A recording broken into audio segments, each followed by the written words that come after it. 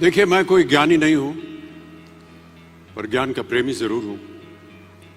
मैं कोई साइंटिस्ट नहीं हूं, पर लाइफ में एक्सपेरिमेंट जरूर करना हूं और उससे सीखता भी हूं।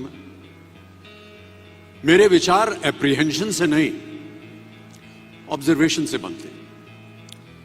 आई only have observations to learn from.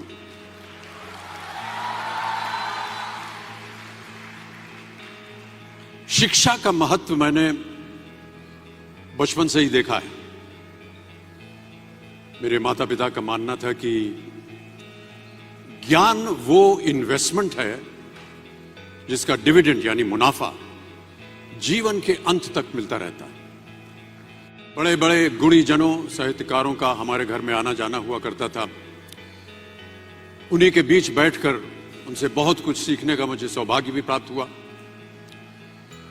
मैं ऐसा मानता हूं कि एक सामान्य जिंदगी जीने के लिए इंसान को रोटी, कपड़ा और मकान के अलावा अगर किसी चीज की सबसे ज्यादा जरूरत होती है तो वो है शिक्षा, एजुकेशन। आपके पास यदि धन है तो आप उसे गोल्ड में कन्वर्ट कर सकते हैं। धन हो या सोना, दोनों के कम होने का या खो जाने का डर हो सकता है, पर यही धन को अगर हम नॉलेज में कन्वर्ट करते हैं तो वो कभी कम नहीं होगा और ना ही उसकी चोरी हो सकती है।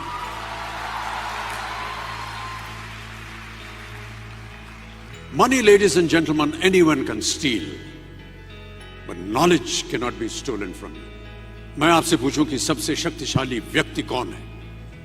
सबसे शक्तिशाली व्यक्ति कौन है? तो कोई कहेगा कि जिसके पास पावर है, वेपन्स हैं, शस्त्र है, धन है, किसी देश का राजा या किसी सल्तनत का वारिस है।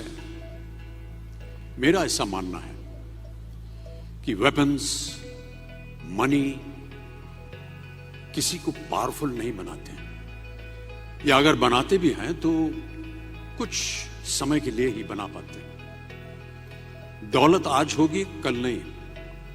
शस्त्र का ज्ञान तभी तक काम आएगा जब तक वो शस्त्र चल सकता है।